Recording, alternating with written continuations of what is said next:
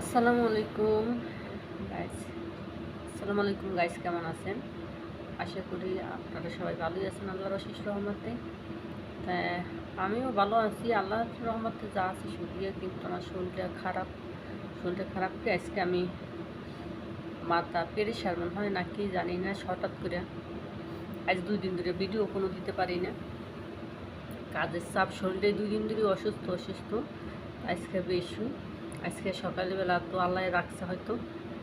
আজকে আমার মাথা ঘুরিয়া এই দেশের টয়লেট পরিষ্কার করতে রয়েছি, যেমন সাবান সব কিছু করছি পানি দিয়ে। তো আর তোর দুইটা আছি, ওই সময় আর কি পড়ে গেছি। আমি দেখলাম কি আমার চোখের ভিতরে অন্ধকার দেখে যে কী হয়েছে তা জানি না। পরে অনেকক্ষণ পর মনে হয় আমার একটা অনুভব, অনেকক্ষণ পর আমি চক্ষু মিলে দেখি আমি বেসিন ধরে বইসা রয়েছি। এটা দেখি তো আল্লাহ হয়তো মনে করেন এমন জায়গায় আমি পড়তাম, যদি পড়তাম হয়তো আমার মাথা ফেটে যেত না, আমি অজ্ঞান হয়ে ওই জায়গায় পড়ে থাকতাম, কেউ দেখতো না, কারণ এই বাসায় কেউ ছিল না, শুধু 2জন লোক এত ঘুমায়। আর আমার ঘটনাটা তো হয়েছে সকালবেলা, আমি ওই জায়গায় মরিয়া থাকলেও কেউ দেখতো না বা কেউ শুনতোও না। তা আমার কাছে মোবাইল ছিল না। আমার আছে যে আমি একটু কল দিব করে, কিন্তু আমি তো মোবাইল ওই জায়গায় নিই নি। তা আমি কল দিব কীভাবে? হয়তো ড্রাইভারের কল দিলে আইতো নাকি। সময়ের কালা অসুস্থ কোনো ছেলে আর পুরুষ মানে না যে কারে ফোন দিব নাকি। কিন্তু আল্লাহর রহমতে আমার মনে হয় আল্লাহই বাঁচাইছে, আমি জানি না। এখন আমি কথা বলতে ঠিকমতো পারি না।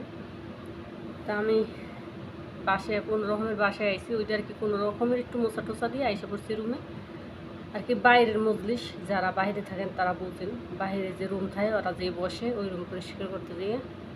তাই আমি আইসা বাসায় শুয়ে রয়েছি অনেকক্ষণ সোফার উপরে। শোয়ার পর তার কারণ তো আমি আমার একা এই কাজ করতে উঠতে আস্তে আস্তে কাজটা করতেছি। শরীরটা যেদিন খারাপ বেশি সেদিন কাজের চাপ বেশি। পরেও আমি বুঝছি যে আমার মনে হয় প্রেশার। তা আবার কই না গ্যাস্ট্রিক, আইসা একটা গ্যাস্ট্রিকের ওষুধ খাইছি। খাওয়ার পর একটু চা খাইছি। চা খাওয়ার পরে আমি দেখি না আমার কেমন জানি লাগে, মাথায় পানি দিছি, মাথায় পানি দিয়ে একটু তেল দিছি, দেওয়ার পরও ঠিক হইতেছে না।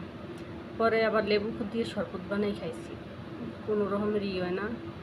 কারণ দেশে হইলে তো অনেকক্ষণ শুয়ে থাকতাম বা ডাক্তারের কাছেও যেতাম, কিন্তু এটা তো আর এই জায়গায় সম্ভব না।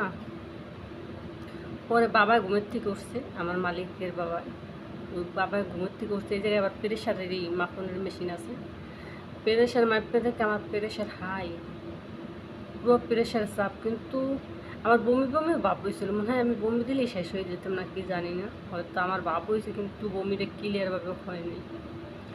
তো কোন সময় কে মারা যায়, সবার কাছে যদি কেউর কাছে বলতে কী করে থাকি, আমার এই ভিডিওর মাধ্যমে যদি আমার ফ্যামিলির কেউ বা আমার শ্বশুরবাড়ির ফ্যামিলির কেউ দেখে থাকেন, হয়তো আমি অনেকের সাথে অন্যায় করছি, বেশিরভাগই হয়তো অন্যায় করছি। কোন সময় মারা যায় কে কইতে পারে না, কার নিঃশ্বাসটা আল্লাহ কোন শুনিয়ে যাইব।